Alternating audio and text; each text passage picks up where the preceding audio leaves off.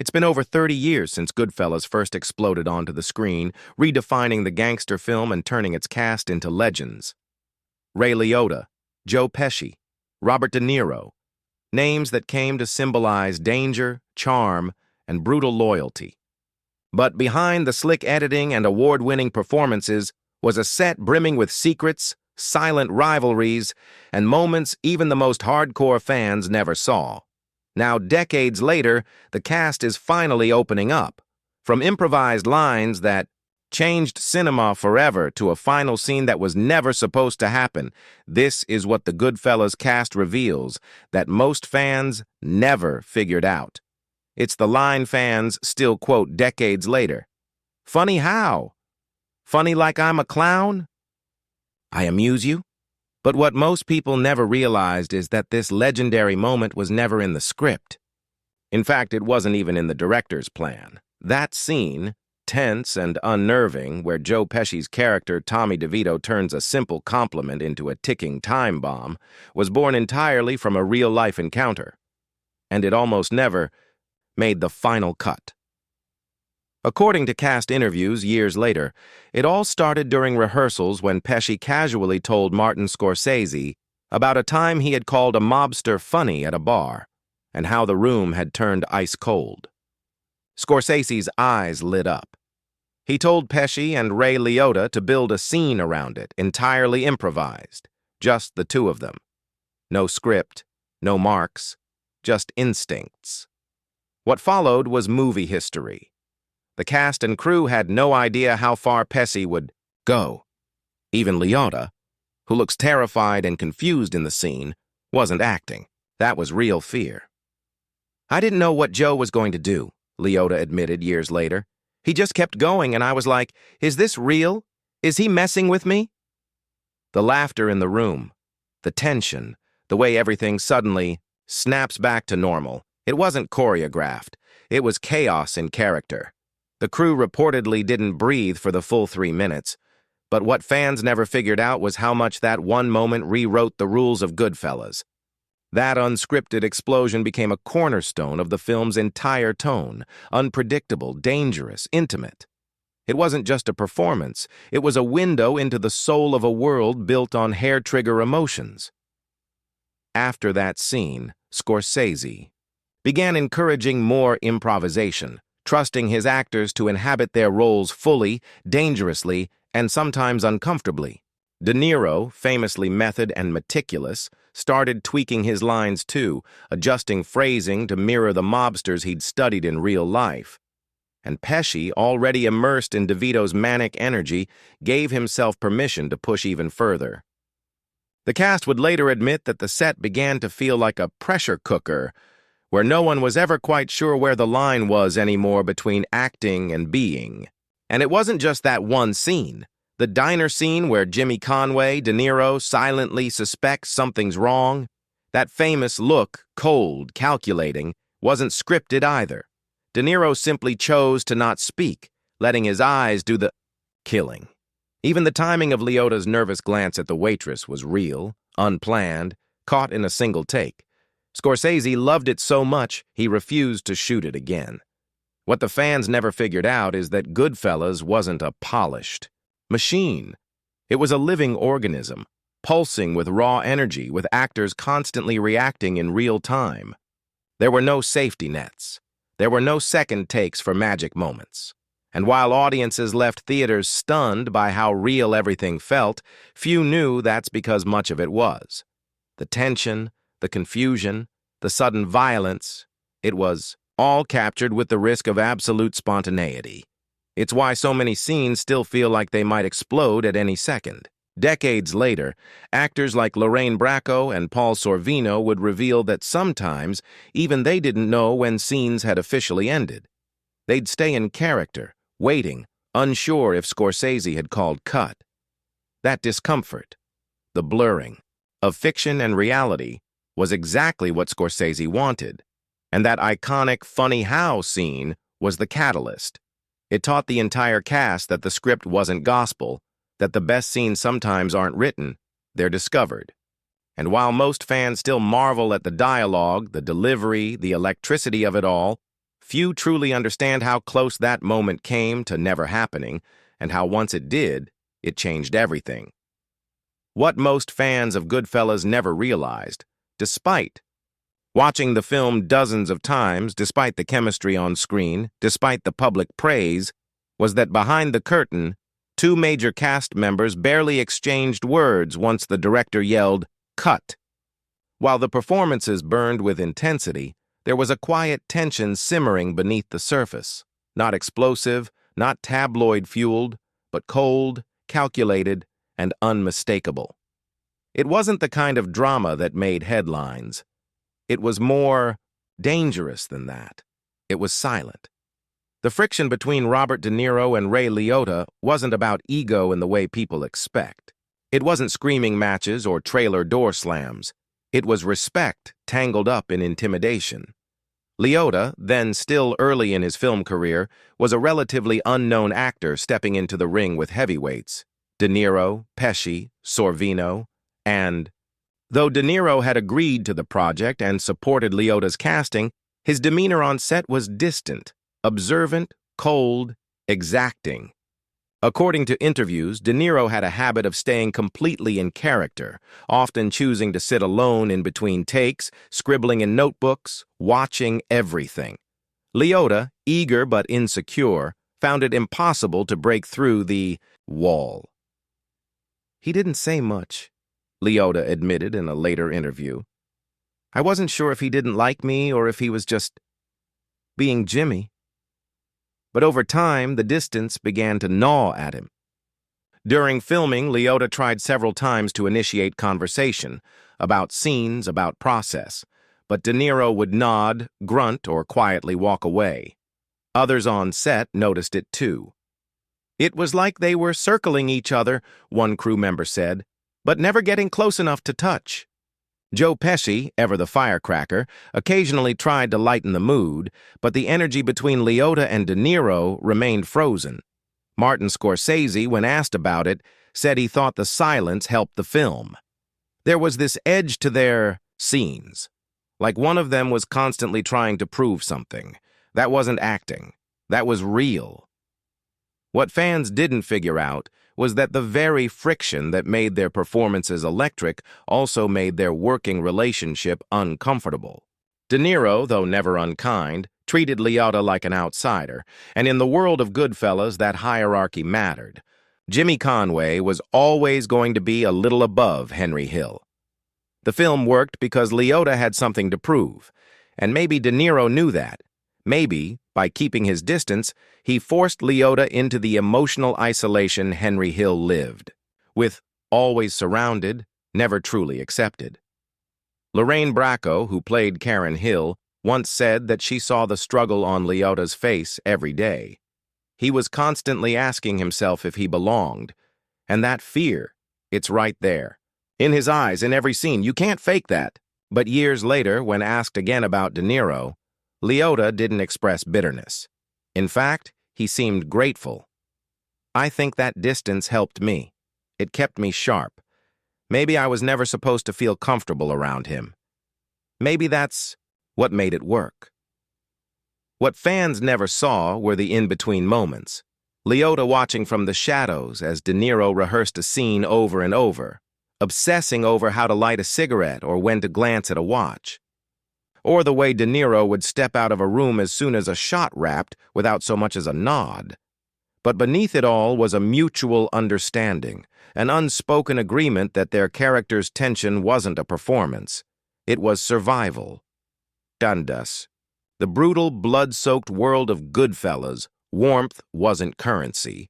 Control was. And that control extended beyond the screen.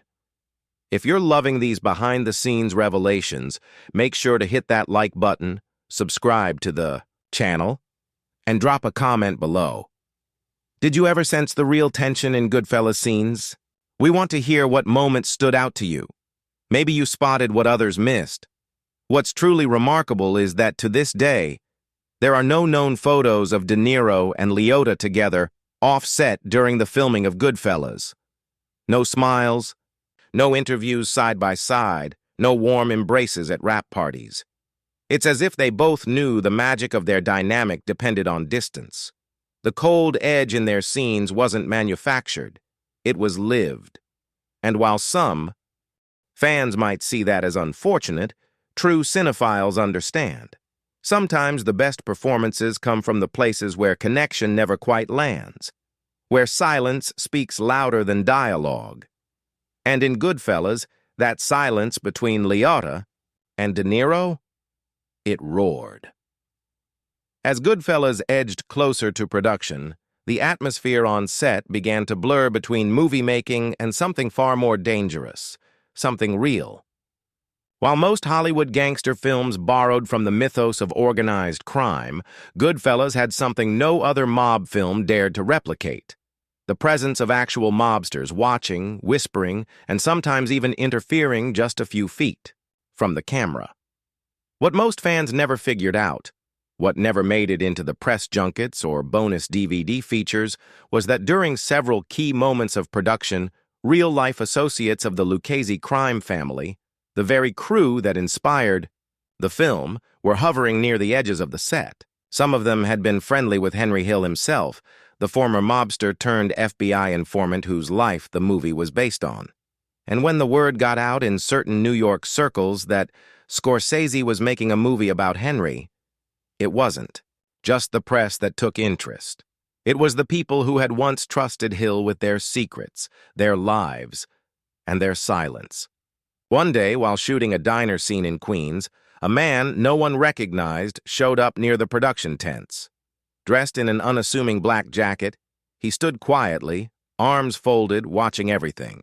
At first, the crew thought he was a location, scout, or a late-arriving extra. But the security team quickly flagged his name. He had no business being there. When asked who he was, he responded with something like, "I'm just making sure this movie doesn't lie." Within minutes, a few of the producers were quietly pulled aside. "He's connected," one of them was told. "You don't ask him to leave. You ask him if he wants coffee." Word spread. Cast members were advised to just focus and ignore the shadows. But the energy shifted. Joe Pesci, who was no stranger to mob stories, reportedly grew more intense in his portrayal of Tommy DeVito after that incident, almost as if he sensed the stakes were suddenly higher. De Niro, already a master of precision, began double-checking his dialogue against actual court transcripts. There was even a quiet meeting between Scorsese and a man who claimed to have known Paul Vario, the mob boss who inspired Paul Sorvino's character. According to one unconfirmed account from a crew member, the man had only one message: get it right, or don't do it at all. No threats, no shouting, just a simple sentence delivered like a verdict. And it didn't stop there.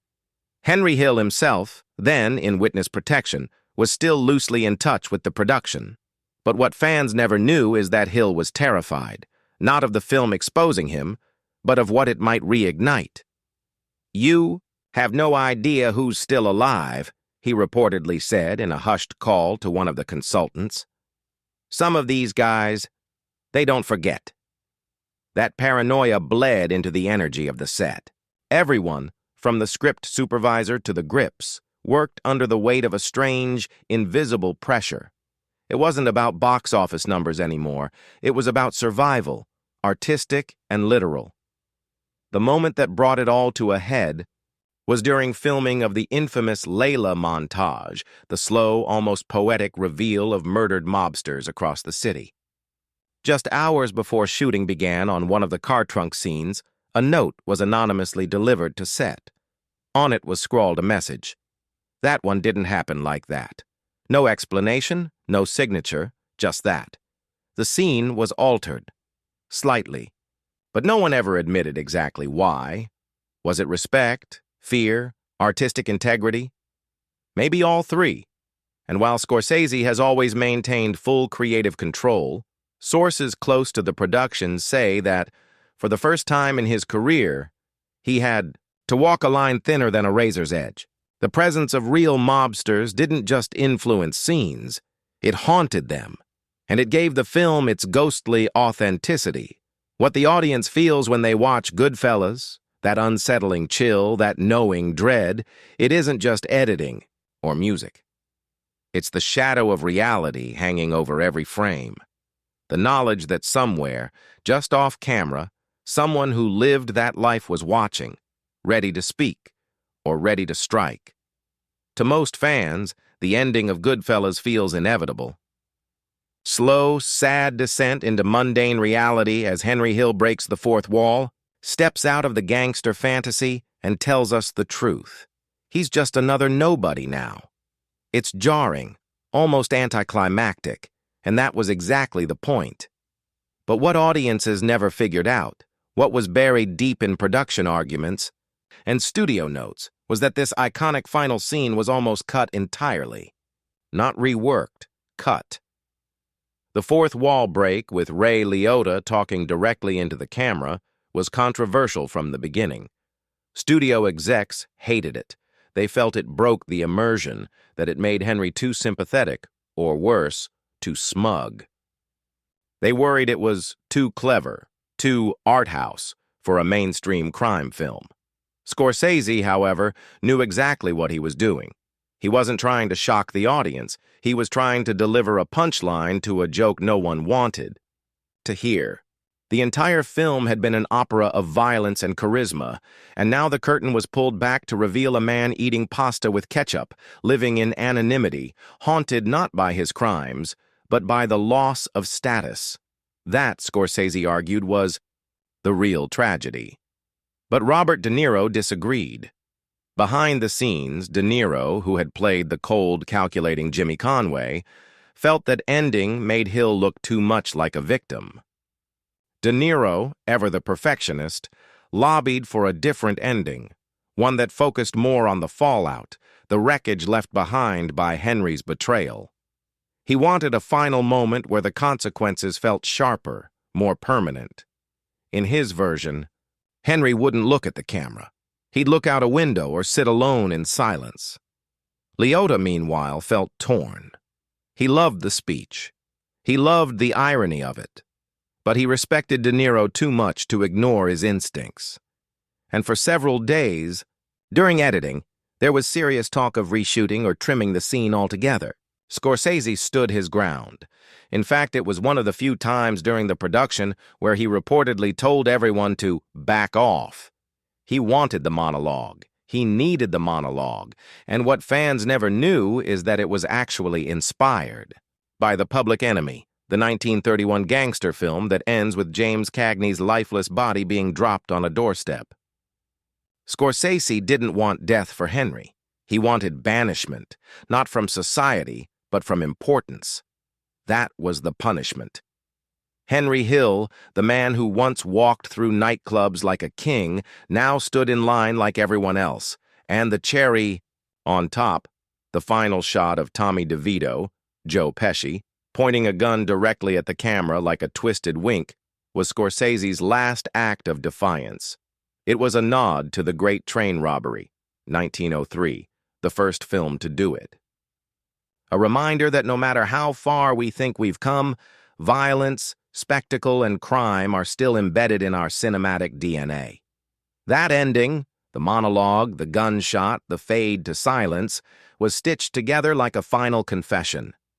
But it didn't come easily. Editors fought to trim it. Test audiences were confused. Even some cast members felt it was too jarring. But now, years later, it's hailed as one of the most memorable endings in film history, because it dared to say what most mob movies don't, that the worst fate isn't death or prison, it's being forgotten, stripped of power, reduced to a man who once mattered. Sally Menke, Scorsese's trusted editor, later said that keeping the ending intact was the most important battle they won. And perhaps the most haunting truth of all, the one most fans still don't know, is that the real Henry Hill loved the ending. He reportedly watched it over and over, laughing each time he saw himself walk out to grab the newspaper in suburbia. "That's me," he said. "That's exactly what it feels like." What he didn't say, but what we now know, is that it was also his curse. to have tasted that life, only to live forever in its shadow.